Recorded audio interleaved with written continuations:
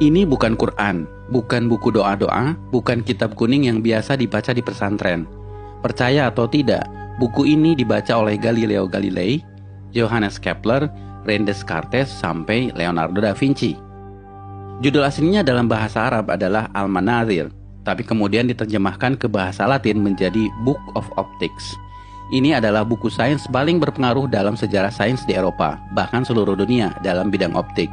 Tanpa buku ini, mungkin sekarang tidak ada yang namanya kamera. Menariknya, buku ini usianya lebih dari 1000 tahun, tapi sampai sekarang masih relevan. Amazing is that we, all around the world, we talk about Newton as being the father of optics, and yet here we are, 1,000 years ago. Siapa penulis buku ini? Orang Barat menyebutnya Al-Hazen, sebutan Latin untuk Al-Haytham. Ya, beliau adalah Ibnu Al-Haytham, seorang ilmuwan muslim di abad ke-11, di mana ketika itu Islam sedang dalam masa keemasannya. Orang Barat menyebutnya the Islamic Golden Age. Allow me to introduce Ibn Al-Haytham, a great scientist whose ideas led to the invention of the camera. You invented the camera? Mungkin bagi kalian, Ibnu Al-Haytham bukan siapa-siapa. Bahkan banyak muslim yang tidak kenal beliau. Tapi di Eropa, beliau sangat terkenal, disejajarkan dengan Galileo dan Newton, karena beliau adalah peletak dasar ilmu tentang cahaya. Sehingga Ibnu Al-Haytham disebut sebagai The Fathers of Optics. Karena itu pada tahun 2015, UNESCO pernah mengadakan perayaan The International Year of Light untuk mengenang 1000 tahun karya Al-Haytham. I am pleased to partner with international organization 1001 Inventions to launch the World of Ibn Al-Haytham Global Campaign to promote light science for the benefit of all. A groundbreaking scientist from 1,000 years ago, the life and work of Ibn Al-Haytham have never been as relevant as they are today. Salah satu temuan Ibnu Al-Haytham yang paling merevolusi pandangan sains dunia ketika itu adalah bagaimana beliau menjelaskan cara mata kita bekerja. Sebelum adanya beliau, para ilmuwan Yunani seperti Plato dan Euclid percaya bahwa mata mengeluarkan semacam sinar ke arah objek untuk bisa melihat. Hal itu kemudian dibantah oleh Ibnu Al-Haytham. Justru matalah yang menangkap patulan cahaya sehingga kita bisa melihat. Bahkan beliaulah yang memetakan bagian-bagian mata yang berfungsi mengatur masuknya cahaya, seperti iris, pupil, kornea, dan retina. Temuannya ini bukan sekedar teori, Ibnu Al-Haytham membuktikannya dengan eksperimen. Bahkan eksperimennya yang bisa dibilang cukup sederhana ketika itu, menjadi dasar bagi penemuan kamera zaman sekarang, yang pada saat itu disebut kamera obscura. By the way, tahukah kalian, kata kamera berasal dari bahasa Latin yang artinya ruangan. Sedangkan obscura artinya gelap. Jadi kamera obscura artinya ruangan gelap.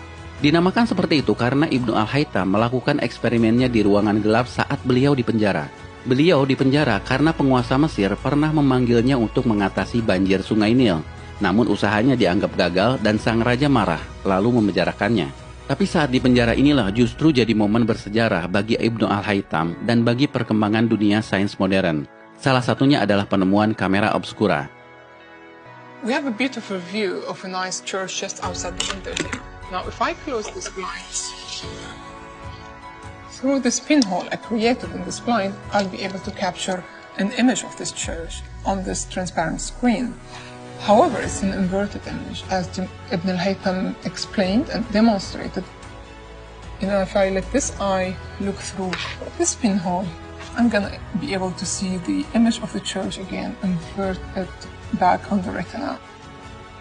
Kalau menurut kalian temuan Ibnu Al-Haytham ini biasa saja, perhatikan bahwa Ibnu Al-Haytham bukan sekedar menjelaskan cara kerja mata, tapi sifat dari cahaya itu sendiri. Beliaulah yang pertama membuktikan bahwa cahaya berjalan dalam lintasan lurus, sehingga beliau bisa menjelaskan pantulan cermin, pembiasan cahaya, dan fenomena-fenomena lainnya. Dan ini menjadi landasan penemuan semua teknologi yang melibatkan cahaya, seperti kabel optik, laser, komunikasi satelit, sampai akselerator partikel. I'm sort of wondering what Ibn al-Haytham would think doing experiments with candles and pinhole cameras. Well, he wouldn't even be able to imagine a world 1,000 years later. I think it's come a long way, but ultimately we're using exactly the same principles that he was thinking about back then. Itulah kenapa buku Al-Haytham ini menjadi sangat penting bagi perkembangan sains modern. Apa yang kalian pelajari di sekolah dalam bab optik seperti cermin, pembiasan cahaya, lensa, cara kerja kamera, teleskop, mikroskop, semuanya berasal dari buku yang usianya 1000 tahun ini. Namun sayang, Ibnu Al-Haytham tidak pernah disebutkan di buku-buku sekolah. For me, what's so amazing is that we, all around the world, we talk about Newton as being the father of optics, and yet here we are, 1,000 years ago, 700 years before Newton, and here's a ray diagram. There's a convex lens, and there's a focal point, and there's all the ray lines and parallel lines and the angles of refraction. Here it is, 1,000 years ago. Dan kalian perlu tahu, buku yang beliau tulis tentang sains bukan hanya ini, tapi Ibnu Al-Haytham menulis lebih dari 200 buku. Dan bukan hanya tentang optik, tapi juga matematika, astronomi, dan engineering. Sayang, sebagian besar bukunya hilang. Ini adalah daftar buku-buku beliau yang terselamatkan. Sekali lagi, nama Ibnu Al-Haytham mungkin bagi kalian tidak populer, tidak sepopuler Newton atau Einstein. Tapi asal kalian tahu, nama Ibnu Al-Haytham atau Al-Hazan begitu pentingnya sampai nama beliau dijadikan nama salah satu kawah di bulan. Dan beliau juga diabadikan dalam mata uang Irak, 10.000 dinar. Dan ini adalah film yang diputar di perayaan di International Year of Light, kerjasama UNESCO dan 1001 Invention. Sebuah film yang mencoba menggugah kesadaran kita bahwa ada peran peradaban Islam dalam sains modern. I found a way of projecting an image onto another surface through a small hole in a dark room, later called camera obscura. Abbas ibn Farnas. He dared to dream about flying 1,000 years before the Wright brothers. Nah guys, dalam momen Ramadan ini, mari kita merenung. Jika kalian seorang muslim, tidak melulu harus pandai dalam urusan agama. Ibnu Al-Haytham adalah contoh bahwa seorang muslim juga bisa berperan dalam kemajuan peradaban dunia dalam ilmu pengetahuan. Karyanya melampaui batas agama, batas negara, bahkan batas waktu. His book changed everything, and he's regarded by many as being the father of modern optics. In fact, I'd go further than that and say he was the greatest physicist in the 2,000-year span between Archimedes and Isaac Newton.